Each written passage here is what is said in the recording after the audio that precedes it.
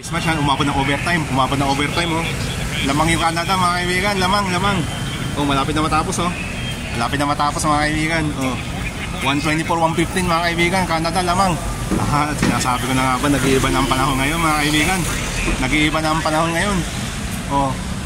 Hindi na USA ang dominante pagdating sa basketball mga kaibigan no? Ayun o, 115-124 lamang ang Canada. 43 seconds na lang mga kaibigan. Ito na. Hindi ko pwede pakita yung video, makaka-copyright tayo mga kaibigan. Naguulat ako ngayon dito sa Moa Arena sa gilid-gilid mga kaibigan no? Buti na, malakas ang wifi rate. Sabi siya, malakas ang wifi rate eh. Oh, 43.8 seconds na mga kaibigan no? Oh. Yan ha. Oh, 43.8 mga kaibigan. 43.8 lamang ang Canada mga kaibigan. Delikado na, walang podium ang US ha. Nako. Delikado na. Oh. Ayan na, 43. Ayan na. Ang oras pa natin mga kaibigan, oras dito sa Pilipinas. Tignan ako yung oras. Oh, 6:34 na ng gabi. Huling araw na ng FIBA Basketball World Cup dito sa Pilipinas. Ngayon 2023 mga kaibigan. Huling gabi na mga kaibigan. Overtime, inabot ng overtime ang laro ng Battleboard Third ha. Inabot ng overtime mga kaibigan.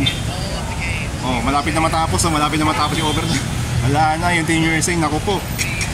Nag-iiba na talagang panahon ngayon mga kaibigan, nag-iiba na ang panahon pagdating sa basketball. Hindi na gaya ng dati ha. Hindi siya gaya ng dati mga kaibigan. Oh, 36.1 seconds na lang mga kaibigan, 36.1 seconds. Lamang Canada, ilan ang lamang? Oh, Siam mga kaibigan, Siam 124-115. Ito na. Ayan na mga kaibigan. Oh, yan ha. Oh, di ko pwede makaka-copyright. Di pwede makaka-copyright. Live, ano to, tawag dito, yung Chronicles ng laban mga kaibigan. Oh, Siam na. Oh, 10 na pala, 10 mga kaibigan. Oh. I-upload ko ito mamaya madaling araw yung nangyayari dito sa Moa Arena. Third place mga kaibigan, third place. Oh, yan ha. Baka makapiright. Oh, sandali. 36.1 mga kaibigan. Teka lang. Ang ganda ng pakbakan eh. Hindi ako nanood ng paalis ako eh. Oh. Hello. September 10 mga kaibigan. September 10. Huling gabi na ng FIBA Basketball World Cup 2023. Ito na mga kaibigan. 29 seconds mga kaibigan. 29 seconds. Ito na. Oh. Naku mga kaibigan. Wala na talaga. Wala na pag-asa ng Team USA mga kaibigan. Naku po. Malaking balita to sa kanila mga kaibigan. Canada. Hindi pa tapos? Oh, overtime eh. Mag-overtime? Ilang minutes pa? Hindi, 21 seconds na lang oh. Sino lamang? Canada. Ako nag-iiba na ang nag-iiba na ang story nila sa basketball. Ha? Gusto na ang ticket? Ha? Wala na, sold out na lahat eh. Matagal na sold out, August pa lang eh. Ay, wala pang August eh. Kailangan mo para ngayon? Nanood na ako 3 laro dyan eh. Wala na, sold out na, matagal na. Para ngayon, marami. Eh, nag-update ako rito eh oh. Marami ticket. Hindi, puro mahal eh. Oh, kaya mga kaibigan oh, may siya na kayo, meron ako nakausap na spectator dito. Oh, ayun na mga kaibigan. Wait, ito nire-review. Teka. Oh, nire-review yung Ayan mga kaibigan, nire-review mga kaibigan, ng referee. Ayan na, ilang segundo naman. Oh, ayan na. Baka sabihin nyo, di ako nanonood ha. Live na live yan mga kaibigan ha. Di ko pa makita, makaka-copyright eh. Di mo pwede panoorin sa inyo lahat ng laro dahil makaka-copyright. No?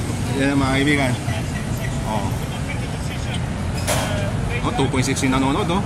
Oh, 2.6 mga kaibigan. Oh, ayan na, nasa MOA ako ha. Baka sabihin nyo, nasa ibang lugar ako, baka nasa ibang planeta ako. Oh, ayan ha. Kakarating ko lang, kagigising ko lang kanina yan ha. Oh. Ayan mga kaibigan. Oh, 6 anong oras na? 6:38 ng gabi. September 10, 2023 mga kaibigan. Ilan na. Ilang segundo na lang. Oo. Ayan na, nasa labas ako ng MOA Arena. Di ako wala, sold out. Matagal na sold out yung ticket yun. Wala pang August ha. Sold out. Oh, 20.3 seconds na lang. 20.3 mga kaibigan. 20.3 seconds. Oh. Uy, USA 180 na. Ay, wala na to. Ito lang ang lamang. Wala na. Oh, ayun, naka-alumbaba si ano. Sino to? Sino to nang-alumbaba? Oh, si Coach Steve Kerr, no? Ay, naku, malungkot mga kaibigan. Oh, ito si Dylan Brooks, oh, ayan na. Oh, ito. Hindi na malakas na rin ang angas niya, oh. Pero, kalmado na. Dahil nakakaramdam na ng podium finish yung Canada, eh. Ewan ko kung ano nila, di ko alam kung first time ever nila ito nakarating sa Final Four, ha. Di ko lang tiyak, ha. Tingnan nila sa history ng FIBA World Cup. Oh, 14 seconds mga kaibigan, yan na.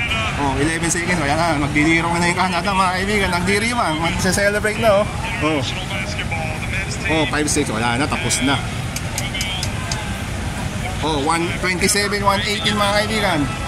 127-118. Canada, third place sa FIBA Basketball World Cup mga kaibigan. Third place Canada mga kaibigan. Nag-overtime ha, umabot ng overtime. Oh, ayan na, tapos na. Oh, tuwan-tuwa yung ano, yung naka-ano, sino to? Yung nakaturban sa ulo. Camera sa akin, kilala ko to eh. Hindi ko alam anong pangalan eh. Nanonood ako sa mga panonood ko na FIBA Basketball. Pamilya sa akin yung tao eh, yung sa Canada. So, pampan ng Team Canada yun eh, yung nakaturban. Oh. Naku, Team USA, ano nangyari? Wala kayong podium. USA has no podium podium in this tournament mga kaibigan. Walang podium ang Team USA. Wala, 4th place lang sila. 4th place, wala, nakakalungkot. Ang init, teka, mga kaibigan, nag-iinit. Wala, talo yung ano. Wala, talo USA, oh, talo. Canada talaga. Mali yung prediction ko mga kaibigan, mali. Supply yung prediction ko. Canada na lang. Supply. Pasensya na, supply yung prediction ko. Wala, supply eh. Hatay mga go. Ganyan talaga ang buhay ng kultura ng pagkumuhula eh. Wala eh.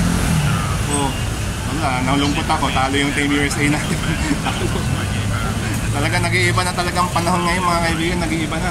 Iba na ang panahon ngayon sa basketball. Iba na. Namamayagpag na yung tinatawag na Eurostyle of play ng basketball mga kaibigan, namamayagpag. Oh, yan o.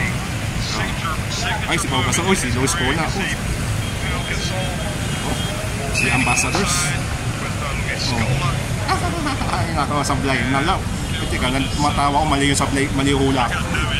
Mali yung hula ko eh, naku, nakakainis. Wala, mali yung hula ko, pasensya na mga kaibigan, talo talaga yung Team USA, talo.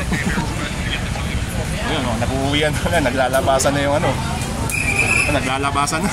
Wala, manungkot yung mga humula sa Team USA, wala.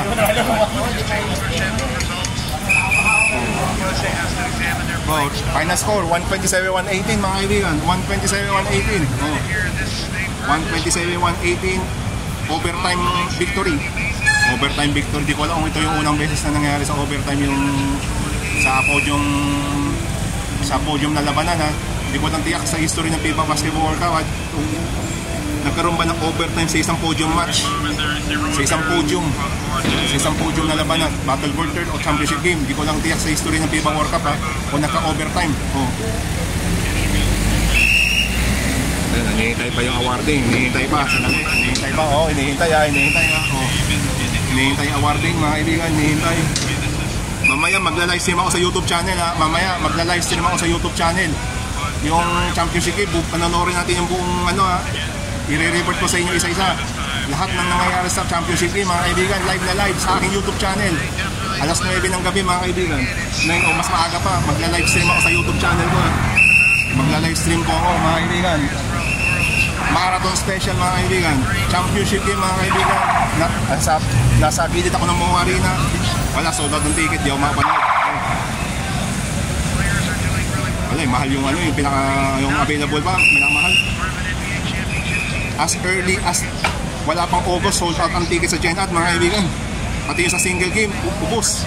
Wala pa isang araw, ubos ang ticket. Ako, sayang. Kung may budget lang ako na marami, makakapanood ako dyan sa loob eh. Oh. Championship game, tsaka yung Battle for Third, sayang.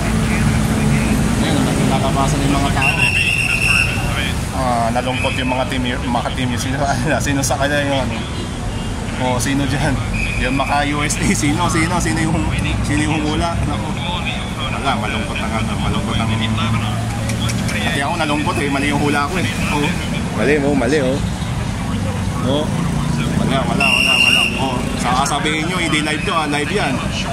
Oh, alas Oh, 6:44 ng gabi 6:44 ng gabi ng September 10, huling gabi na ng FIBA Basketball World Cup dito sa Pilipinas.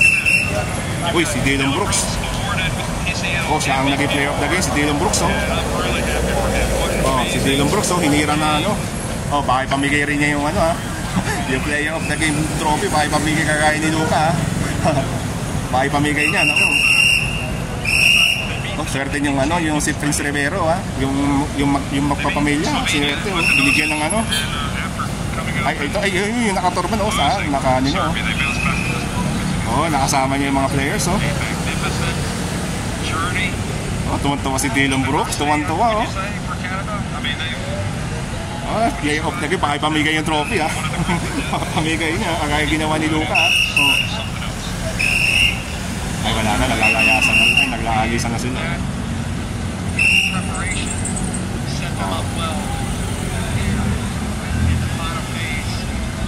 talo yung manok nyo, yung Team USA talo yung manok nyo talo yung Maka Team USA talo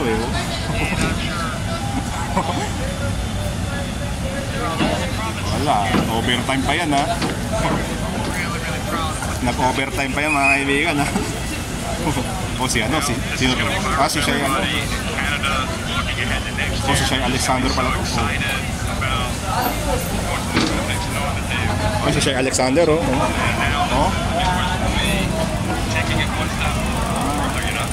ba't malungkot? Dapat masaya naka-podium dapat masaya yung Team Canada, naka-podium hindi ko alam kung ito yung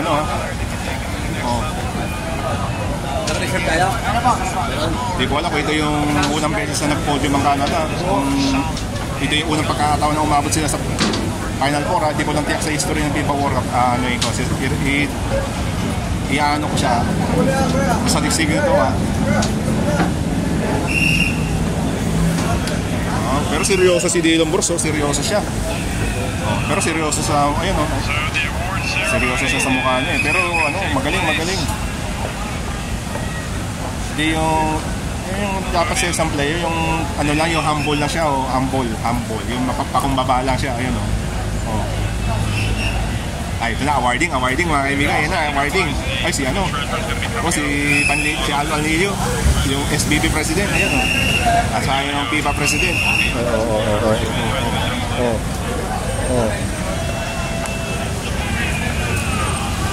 awarding mga kaibigan awarding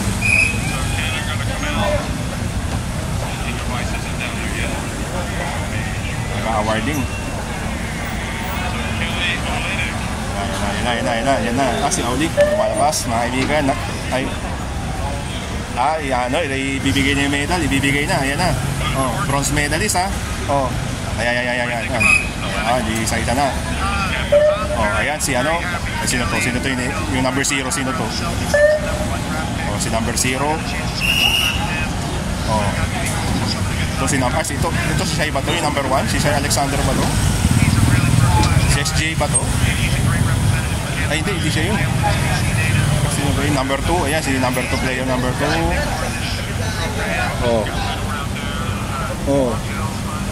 number 2 sino pa ito si number 3 tapos si number 7 si Powell to yung number 7 si Powell ito si number 9 si number 9 ito si Powell nga yung number 7 si Powell ito si number 11 sino to si number 15 binibigay na yung sinasabitan na ng medalya number 23 ayan yun si Dillon Brooks ayun tuwan-tuwa mapagpakumbaba na humble mga kaibigan humble nakabitbit yung Mabait na, oh. Di wala nang ano to, mapapakumbaba na, oh. Oo, mantuwa si Dylan Brooks, oh. Oh. Oh, nakasabit sa kanyang balikat yung bandila ng Canada. Ayan na. Oh. Ay, naglalabasan na yun. Oh. Oh, naglalabasan na.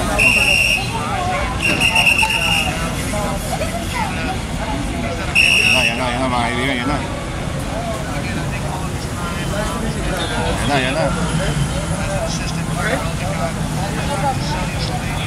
Oh, pumapalakpak, mga kaibigan, pumapalakpak. Oh, third place Canada, mga kaibigan, ha? Third place. Congratulations Canada, third place, mga kaibigan, third place sila. Third place ng FIFA Basketball World Cup 2023 dito sa Pilipinas nangyayari, mga kaibigan. Uling gabi na, September 10, 2023. Ayan na, mga kaibigan. Oh, ayan, nakasabit na medalya. Ayan na, oh, nakasabit yung medalya,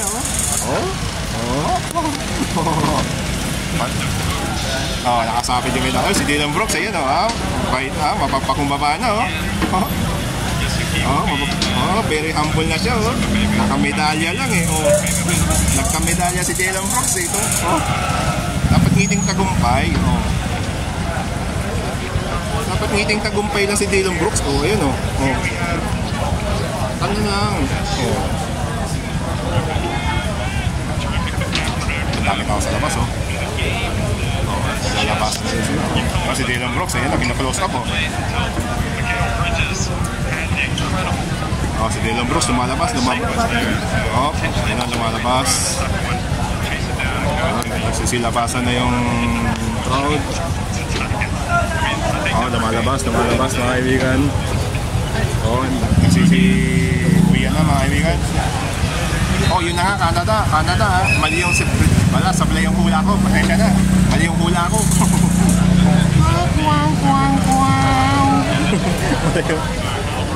Wala, mali yung prediction ko, mali mali yung hula ko.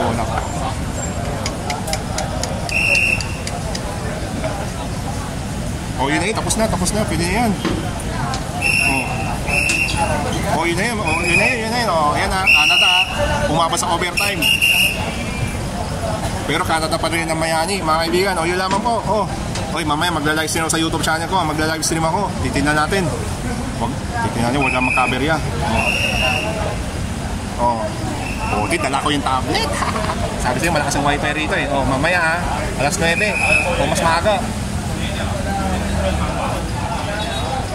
Teka, di ko mahanis. Teka. Naano ko yung dala kong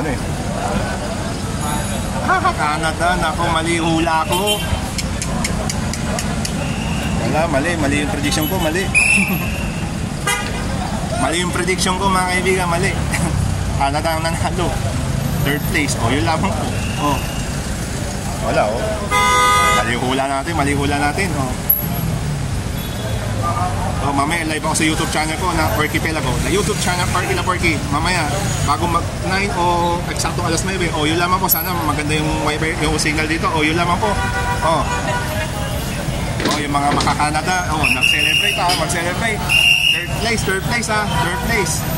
Third place, Canada, third place. Mamaya, magla-live stream ako mamaya. Magla-live stream sa YouTube channel ko, mamaya. Bye-bye.